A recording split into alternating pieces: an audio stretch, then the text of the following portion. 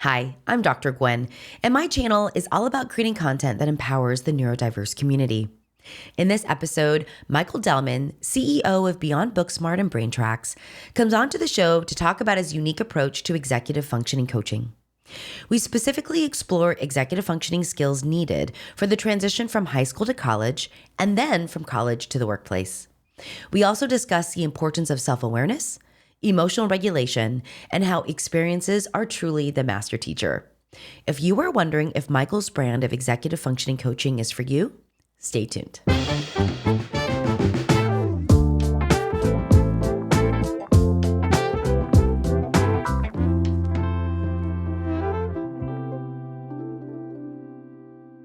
Welcome to the show, everyone. I am so thrilled and excited to welcome Michael Delman, CEO of Beyond Booksmart and BrainTracks.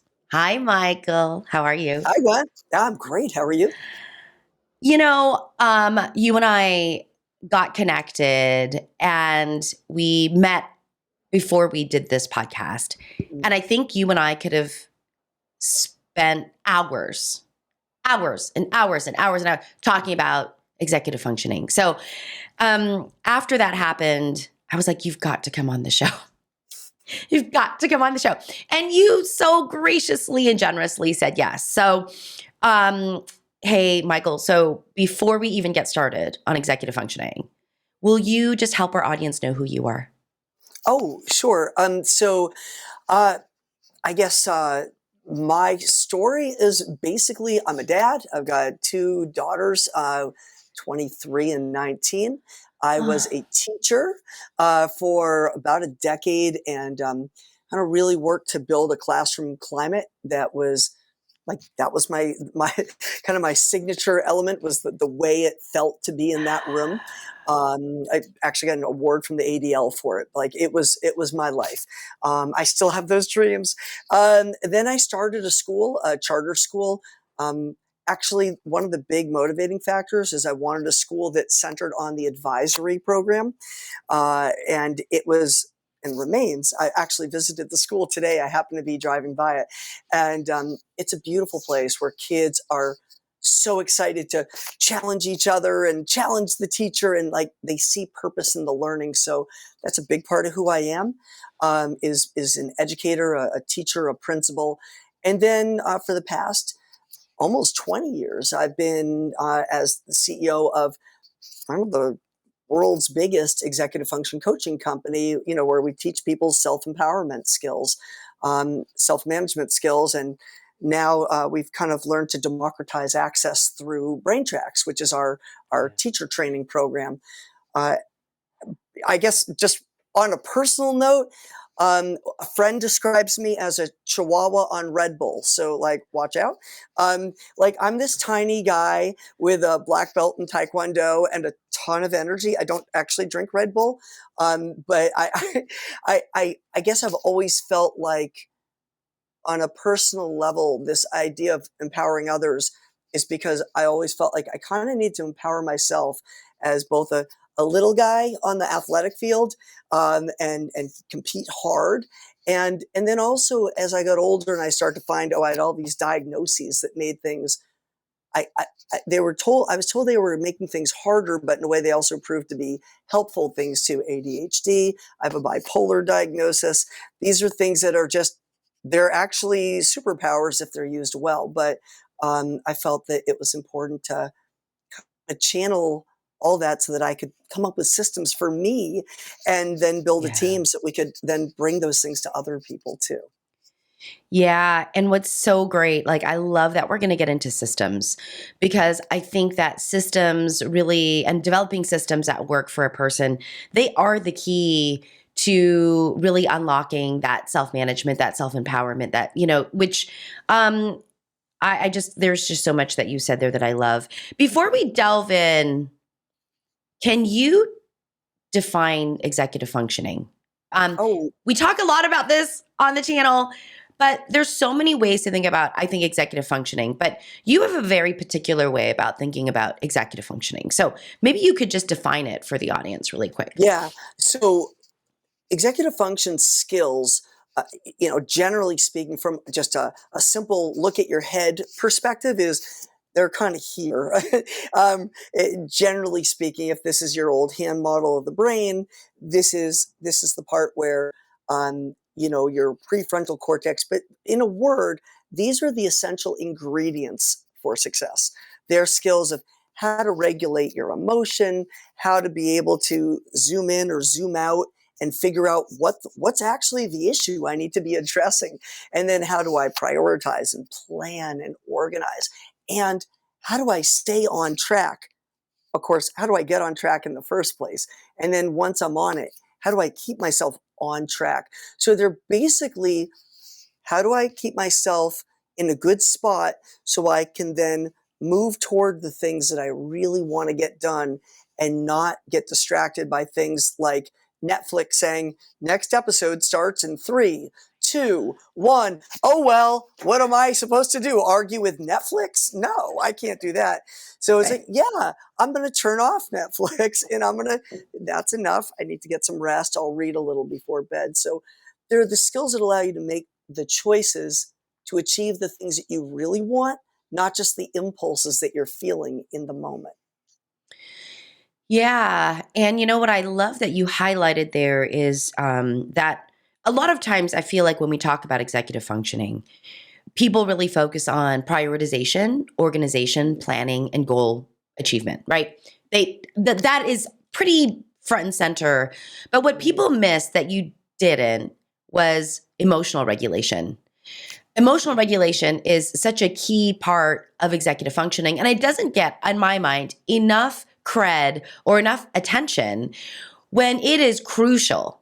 It is a crucial part of executive functioning. And maybe because I'm a psychologist and I'm biased and wired to see this, I just find that when emotional regulation as a skill is not, and there are lots of pieces to emotional regulation, I don't mean to minimize it.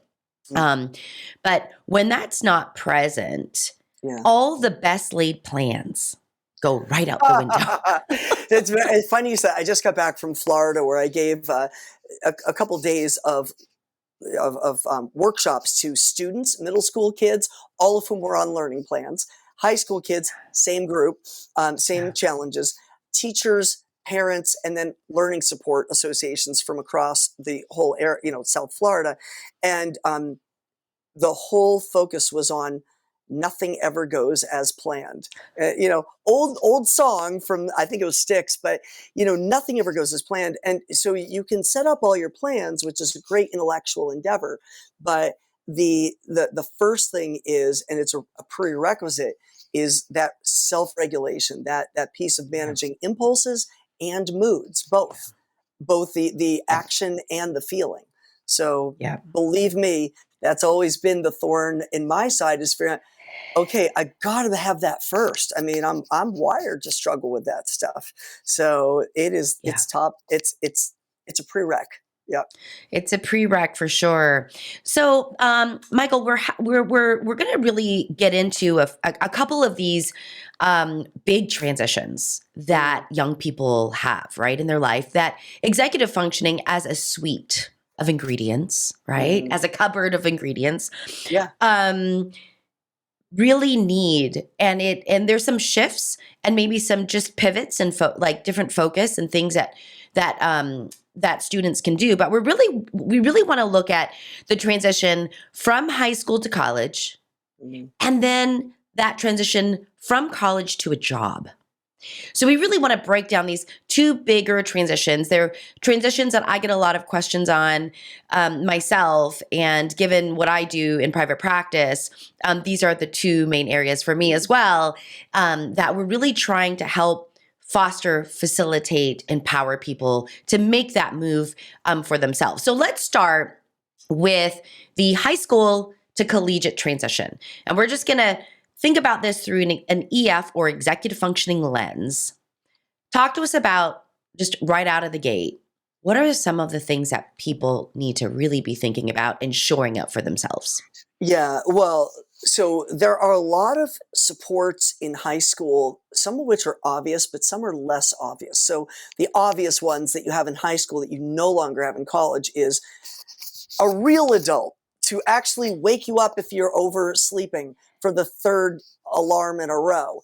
And, a lot of parents will continue to do that to help get their kids up and on time for school. You don't have that in college. You miss a class, and there's a price to pay. Secondly, you have no longer typically attendance.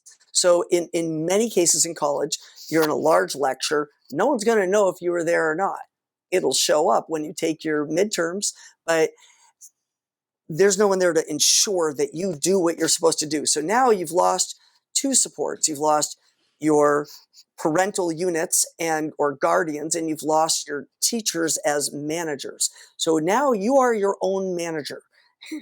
And of course, you will have a manager again once you get into the workforce. So college is like this of all times, the least accountable period in your life. No wonder we have a dropout crisis at the college level. But there's another thing that's a lot less obvious than that, which is you don't have formative assessments as a manager.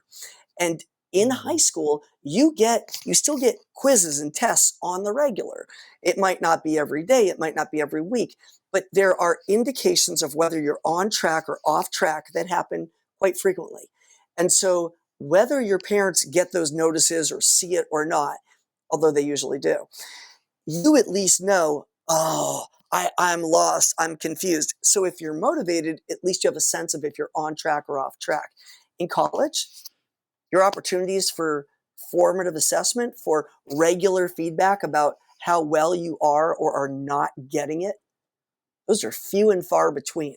And by the time you get there, it may be really literally too late. So there are things you can do as a college student, but the setting is actually, it's really not working in your favor, and your executive function skills, as you and I know, are not fully developed till your mid to late 20s. And yet here they are, 18 years old, adults, which is, I don't mean to be obnoxious toward that age group. I've got a daughter who's a sophomore in college right now, and one who graduated a year ago. They and their peers do not come in fully developed. And so it's the unusual student who's able to kind of master that and figure it out on their own. Yeah, I love there's all these pieces of feedback. You've got like different, CEOs going on, right, in your life as a high school student, mom, parent, teacher, right? The other piece for me too is I think about students here that might be supported by an IEP, an individualized education program, right? And so they've got, 40 accommodations. And the adults in their life are responsible really for the goal achievement. It is the way that I see that happen. Not that that should happen, but that's what I see, right? Legally, the adults are responsible for this. And then you leave your IEP, you go to college, and now you fall under ADA instead of IDEA. So the legal structure of your support changes. And at the collegiate level, you get all of 1, 2, 3 accommodations, maybe, and maybe they work or maybe they don't for you. And that's it. So just this idea of the type of support. I didn't think about this, Michael, until you said this, which is all of the reminders of your work performance, how many and abundant those are in high school. You're so right. You get to college and you're like, your grade is determined by 2 papers and a midterm and a test, a final. You're out, And so whether you go or not, it's the least amount of accountable time. And we've got those frontal lobes not really fully developed to your mid-20s. Research shows, this. If you have a disability, we're looking at a 5-year delay on that, up to a 5-year delay on EF skills. So if you are a neurologically differently wired individual, your EF skills are coming even later, like maturing even later. Right. So, the big idea here on how do we build those systems to support you? Right. So it's really good to come in already with a plan. Yeah. But if I had to choose among all the techniques and strategies to choose one, I know what the first one would be, and it's self-advocacy.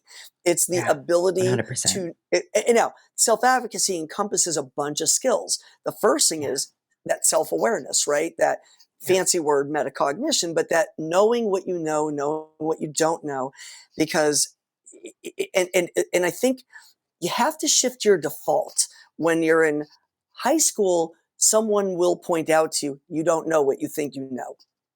But in college, you have to assume, I don't know if I know. Let me just say that again. I don't know if I know. I may know, I may not know. I'm not sure if I really get it. I'd better go and see somebody. I remember my freshman year of college, I was taking a course in Black women's literature. I was the only white dude in the class. And I got the books, the novels, in terms of the content, but there was all this stuff that I just didn't have life experience to really understand. And I saw my professor. I said, I'm definitely outmatched on this. Like I have so many things. It just I don't have experience. And she said, congratulations. Now you know what it's like for a lot of people that don't have your experience in other experiences. And I said, no, I know. I'm still asking for help. She said, good.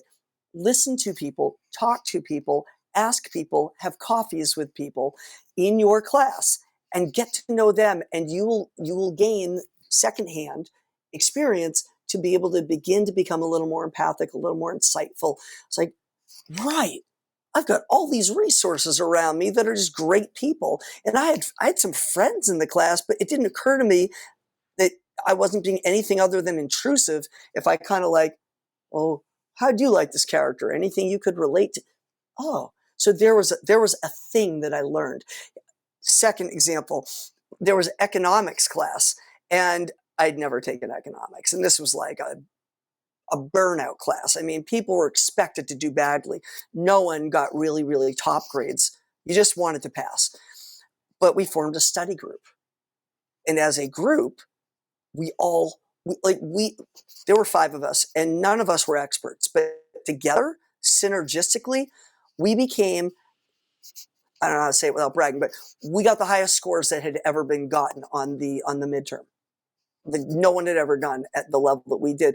And I can tell you that was not because of natural skill set on my part. And I don't think even on my peers' part. We just worked together and we just kept grilling each other until all those things that were like, do I know it? Do I not know it? We just exhausted the pool of things that we didn't know or we didn't know if we knew. So having some healthy self-doubt is a skill you need in college. And then finding the resources. Is it a classmate that you can get to know because it's more of a literature course? Is it classmates that you can work with in a pooled study? Or is it the professor that can help you? You know, Yeah. is there room for me to tell you one more story or Yeah, not? go ahead, please, Michael. Well, Yeah. all right. Well, this is kind of a little bit dramatic, but it was a Latin American studies class, and it was poli-sci, political science, and I was going to drop out because it's just the books were too big. I'm a good reader, but I'm a slow reader by nature. I read carefully, and that's just how I am. And the professor called me into his office, and he said, "What? I was told you want to drop out of my course, and not a lot of people do that. So I want to know why." And I said, well, these books are like ridiculous. I didn't say ridiculous, but I felt that way. So these books are just too big. And he said, well, how do you read them? Isn't that like a weird question? Great question. It's a I great thought question. it's a great question, but I was 18 and I thought that was a weird Yeah. question. I said, Yeah. I opened the book to page 1, and when I'm done, I go to page 2. And he said, well, that's not how you read a college book. Yeah, full stop, right? I mean, so I said, well, okay, Professor Van Whiting, what do I do? And he said, first of all, Van is my first name. It's Professor Whiting. Secondly, which I didn't know. And he said, secondly, there's methods out there called like SQ3R, survey, question, read, recite, review, but where you're skimming and you're forming theories. The book was not written page 1 first. There's a lot of fluff in here. I'm like, you're telling me there's fluff and you're teaching the course? And he said, I didn't write the book. I'm telling you, there's good stuff in there, but you have to find it. Don't be like a worker on a conveyor belt that's like next, next. Be more like a detective. Like, what matters here? Where are the clues? And so skim it. Try to find the key information. Read the table of contents. Posit a theory on where this might be going. And then you're reading with a purpose. Because reading, Michael, and I heard this the next time 20 years later, reading is making meaning. Reading is not reading words. Reading is making meaning. So these are the kinds of skills that when you're going to college, it's all about trying to find the meaning in what you're learning and not just trying to memorize this, that, and the other thing, which is not what your college professor wants. That was high school, maybe high school. Wow. Those are great. I mean, Michael, what a great, well, one, I just love that there's the professor himself gave you permission, right? And he got did. down into your process and your system of reading. Yes. He's like, let me give you a different way of thinking about reading, right? Let's make meaning out of these words. When you go back and you think about self-advocacy, if you're like, ooh, that's the one hill I'm going to die on, Gwen, like, self-advocacy at this transitional level, right? What are some of the go-to strategies you have to help young people bolster their self-awareness or understand themselves? Because that is the foundation of advocacy. Like, you got to know yourself in order to know what's not working for you, in order to know what kind of help to get, that kind of stuff. But for you, like, what are some of your go-to strategies that maybe you or like your coaches, right, use to say, hey, like, let's get to know you? Yeah. So I divide it into a few components, and I'm not trying to complicate it. It's just, not everything has just a one technique. So a few of the critical pieces. The first is simply self-awareness, understanding where do I study best? Is it good for me to study in the library, in the main space where there's a lot of activity going on and people are chatting and maybe a lot of windows and birds are flying by? No, not so good. Or do I do better in a study carrel? Or do I study better with small groups? When do I study best? So it's kind of the where and the when and the how. So those kind of functional questions in terms of what's going to work for me best in just setting it up for. So that's kind of setting the plate, right? That's getting you've set the table properly now. Okay, you're not eating yet, but you at least you're sitting in the right space. The second part, after you've kind of got the right space, is knowing what you know, knowing what you don't know, and knowing how to figure out what you didn't know. So this is like the three categories. We literally call it the DKDK in our staff.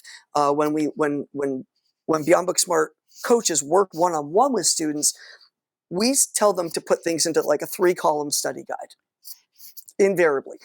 And the 3 columns are, this is the stuff that I definitely know. And that's good because it builds your confidence. You see that I do know something. I can't say there's no point because it's hopeless. No. There's some hope. I've already got this in the bag. Then there's, your next column is, I don't know this well, but it's familiar, a little bit of work, I'll get there. Okay. And the third part is, out of all the terminology, out of all the notes when I'm reviewing my notes. So reviewing notes is a passive activity. This is an active activity, and puts the active in activity, right? So the middle part is, I'm going through my notes from class. I'm going through the readings. I'm going through the PowerPoints, and I'm putting this, okay, here it is, concept of federalism or the Connecticut Compromise or whatever you're studying from history. I kind of know that. I know it's got something to do with the way that the country was established and the way that representation was established, but I don't remember the details on that. That's in the middle column. And then you look over at this other thing and you're like, Great Compromise of 1877?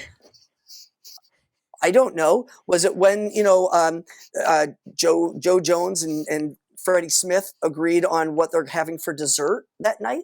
I have no idea. Like, it could be that. It literally could be that for all I know. But, and then you go back, you're like, I see what it is. But you have to put it into a category of its own, which is, this strikes terror in the heart for me. So I think it begins with good environment, because that's going to, you remember how much you emphasized self-regulation? That's going to give you a chance at self-regulation. But then the second step of sorting, it's an organizational technique, that sorting of information, that also helps you to regulate, right? Because you see there are things I know. Okay, there are things that can take some work. And then this stuff, it moves from who knows what's out there, oh my gosh, lions, tigers, and bears, oh my, to I see it. I see what I don't know. And now I can do something about it. I can ask ChatGPT or Cheat GPT. I could go to my professor. I could go to a YouTube video. I could ask AI, or I could talk to a study partner. You could go for office hours. But once you see your situation as it is, once you have that clarity on where you are, you have your next steps aren't even that complicated.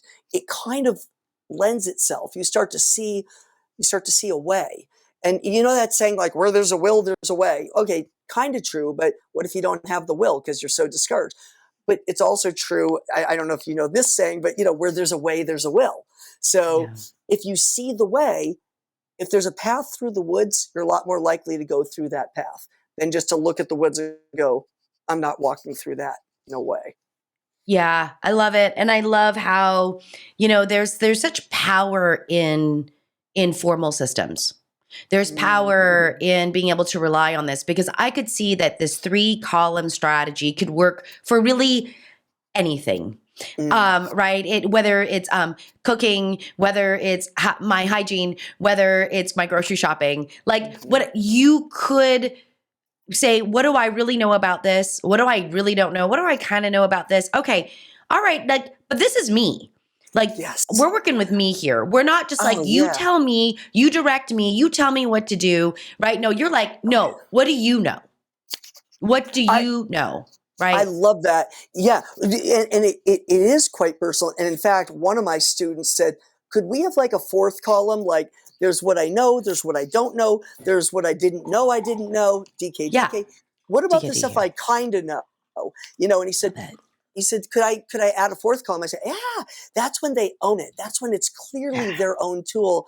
So I do love that. And what you say about routine and habits, literally at a brain level, you are strengthening the myelination. You are building habits. So the first time that you floss, the first time you do a DK 3 column, it's like, this is hard. I don't know if it'll work. I don't know if I like it. It's more effort.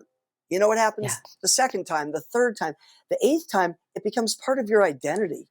I mean, I will tell you, you didn't ask, but I'll tell you, Gwen, part of my identity, I'm someone who flosses. I am.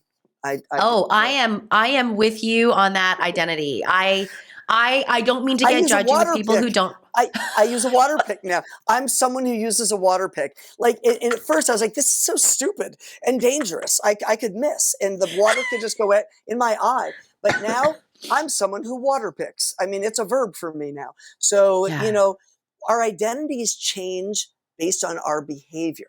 And this is something I think the general public, this is the single biggest thing I think that people who are professional therapists and who are professional coaches understand that the general public doesn't, is your identity changes based on what you do if you do it long enough. Like they showed in Inside Out. If you ever saw Inside Out. Your identity changes. Who you are changes. Yeah, I love that. And I talk a lot about the difference between self-esteem and self-efficacy. One is a belief about yourself. One are the actions that you take and the actions that you can rely on. And I often say, like, your self-esteem is absolutely connected to self-efficacy. It's what you know, and it's kind of based in the truth of the action, right? And I really believe like actions remove doubt. And so when you act and you know how to act for whatever situation you face, that's when you bolster that's when you feel good. Like that's when you feel your confidence. And so you must do first. And I think that's the thing. Like, I don't know how to do. That's exactly why I'm stuck. And that's exactly where I think, a coach, a mentor, somebody can be like, all right, let me give you the path. Let me give you the way that you can put your own data in there.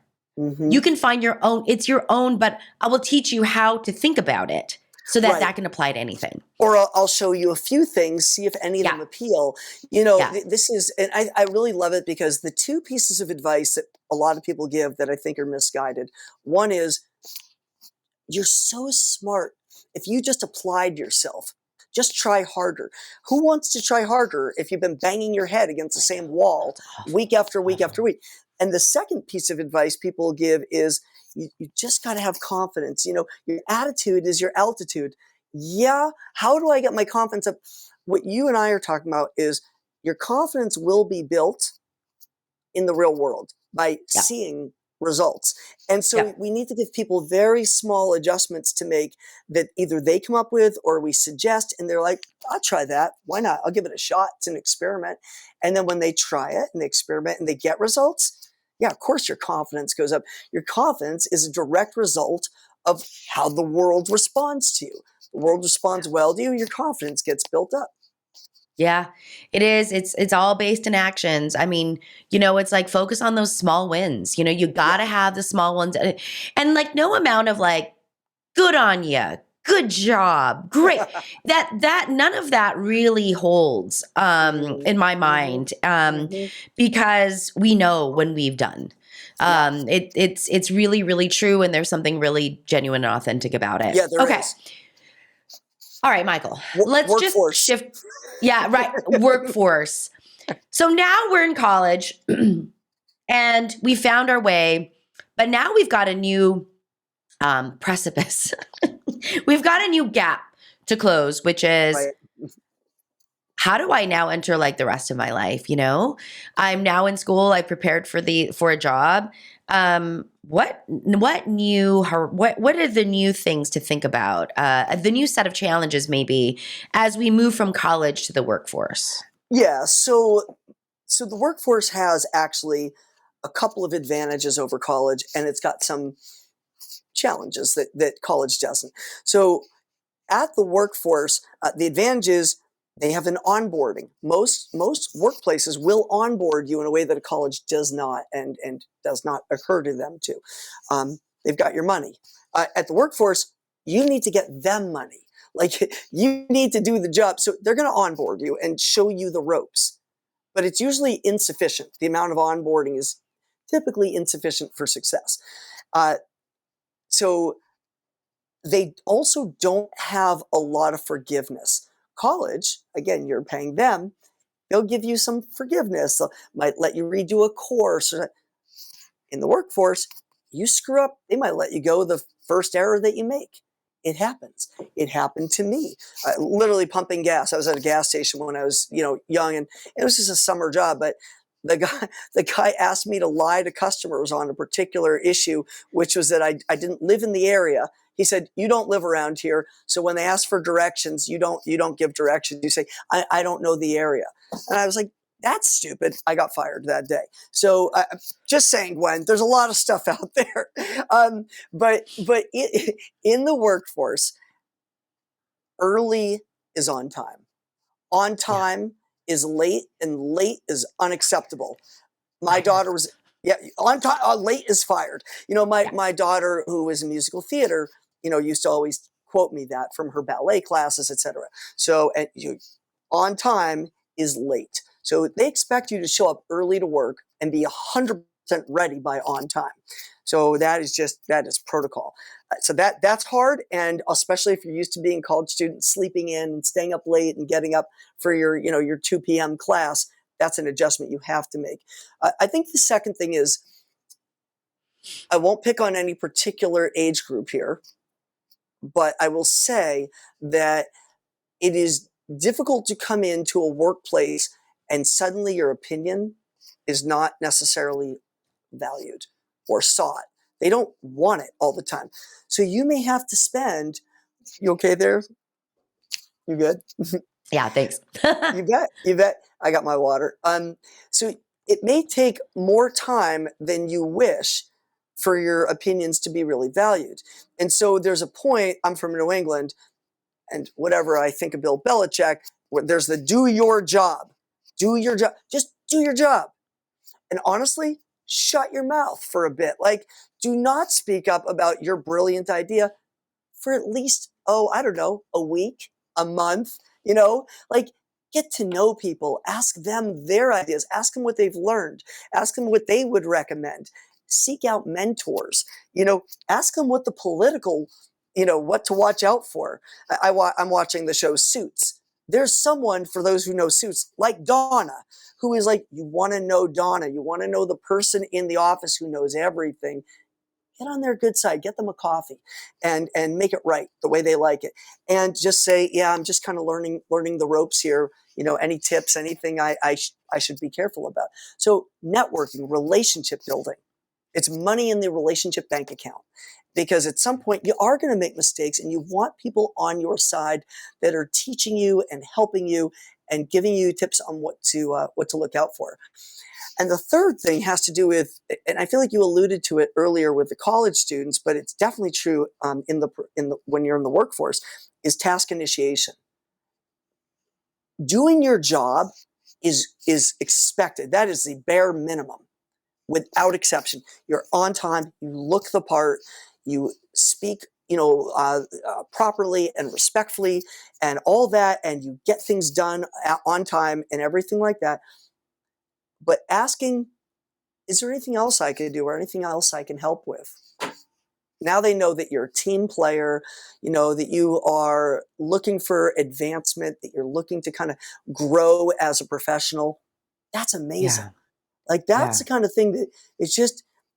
So we hired 2 people for Beyond Booksmart in the past year and a half. 2 of the best people I've ever seen, and literally at the first time I met them, because I do a one-on-one with all my employees, they each said, tell me more about the founding of the company. Okay, so I get to brag a bit. It's nice. I tell them. And then they said, where do you want to see the company go? I told them some of that. And they said, well, I just want you to know if there's anything I can do to help. Here are some things that I'm particularly good at. They didn't ask for a job change. They didn't ask for a raise, but they immediately established themselves as people to be reckoned with. And I know who they are and I respect them. And it just, I've got a great staff, so I'm fortunate, but it's that kind of go-getter. What else can I do? It's a small tip, but it's very pragmatic, and it impresses, the people who make decisions ultimately.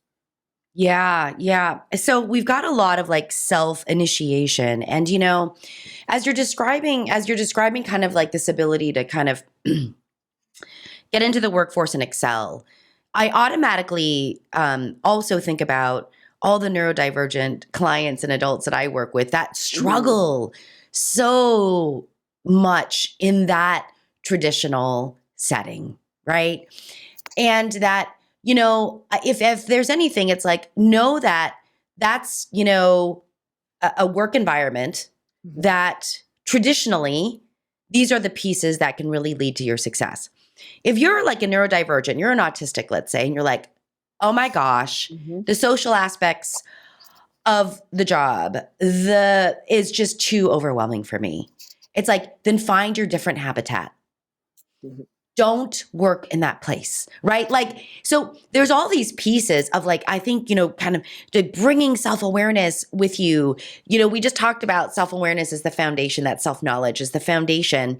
Bring that with you too. Like you had brought up too, like, know where you study the best, know where you learn the best, know what that I call them habitats. Because for whatever reason, We Yeah. get habitats, people know if you take the beautiful hibiscus flower out of Hawaii and you stick it into Antarctica, it's dead. Like, for whatever reason, we don't understand that about people, like, especially like neurodivergent people, and so for you, bring that self-knowledge with you and be like, what are the work environments where I thrive?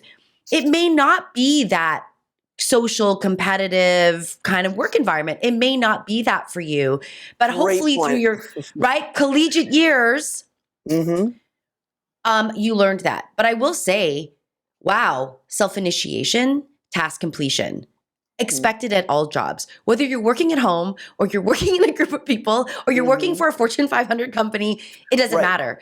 Right. Like, that is something. Right. Those are basics. And Both basics. Yeah. But yeah. And you're bringing up it's a critical point, and it has to do with, even in college, what major you're choosing, right? Yep. What, is that really the major that's a good fit? Is that the right kind of job for you? Or is that something that maybe your parents thought would be good for you? Is it something that you had as a childhood dream, which it's good to dream, but it's more important to have vision. And your vision is, who am I? Where can I contribute the most in this world? So, where can I be? What's the talent? What's the intersection of my talent and my passion, right? So when you find that intersection of this is my passion and this is what I'm good at, you're going to be really crazy successful. So for me, as an example, I'm not someone who loves to take orders. I'm just not wired that way. Way better as like a CEO or a leader, or even to work independently, than to have someone else make decisions that I get no input on. Now, I did serve my time. I kind of worked my way, but good to know your fit. It's interesting. I could go a lot of different directions here, but I would say that I've got this one student that I worked with on the spectrum, and it took him a while to learn how to do basic kind of routines. So the first time he had to do a big project, he had no sense of all the steps involved.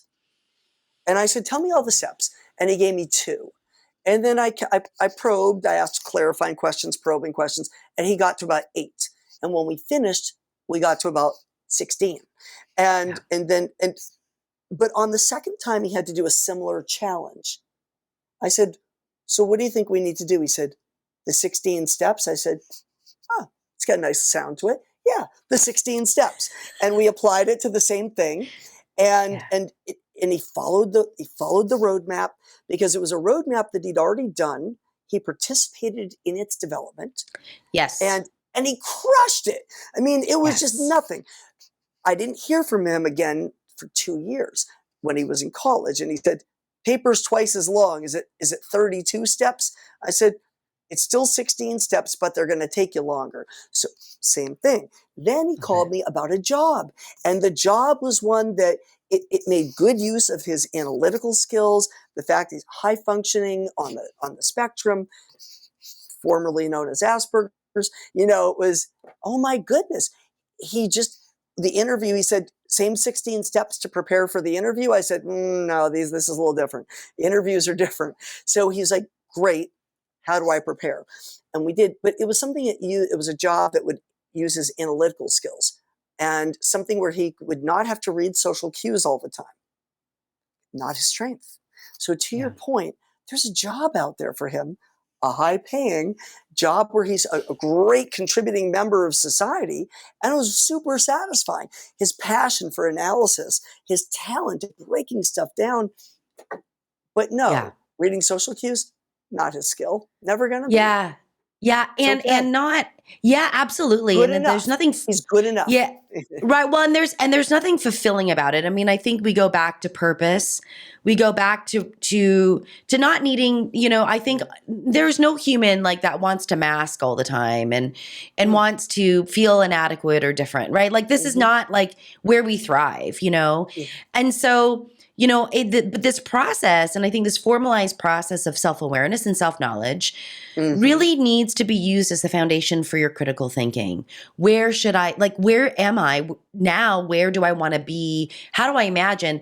For many of my clients, I will say that abstracting is very challenging. So experiences, internships, volunteer work, job rotations, these are like where Mm-hmm. we get a lot of information, and where they're involved in solving their own problems. And I think Mm-hmm. that's exactly when we're talking about empowerment and advocacy and agency, you need to be at the center of, being a part of your life and how it feels for you to be in your Yeah. life, And so these executive functioning pieces, I think really, really benefit from external formality, right? Meaning you work with someone external than you to help you think about yourself. Because sometimes you're not trained as your own observer.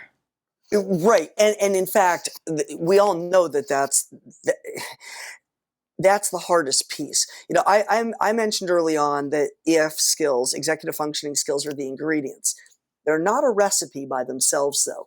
But each professional that you work with should have a recipe of some sort. It's not the same recipe every time. It's not that you don't, adapt it. But essentially, for us at Beyond Booksmart and Brain Tracks, our recipe begins with this whole emotional regulation piece. It begins with, am I even ready? Am I physically ready? My hungry, angry, lonely, tired. Have I halted? I'm hungry, angry, lonely, tired. That piece. Am I emotionally stable? Am I calm? Do I feel somewhat optimistic? Okay, that's step one. And then what comes after that? Well, am I biting off the right size chunk? Do I have the right size goal? Do I have the right purpose? Am I clear about what I'm going for? So that's step two. And then, okay, then, well, have I planned this thing out properly now?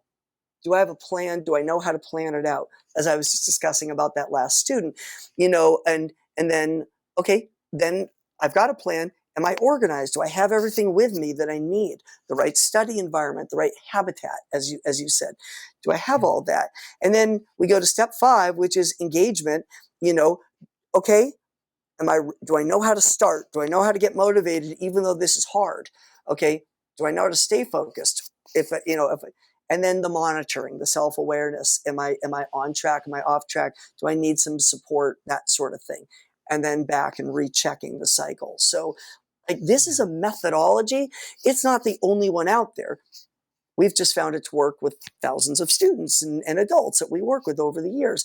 You've got one, CBT's got one, you know from your experience, and as long as somebody says, let me just try out something, they're going to come up with their own methodology over time.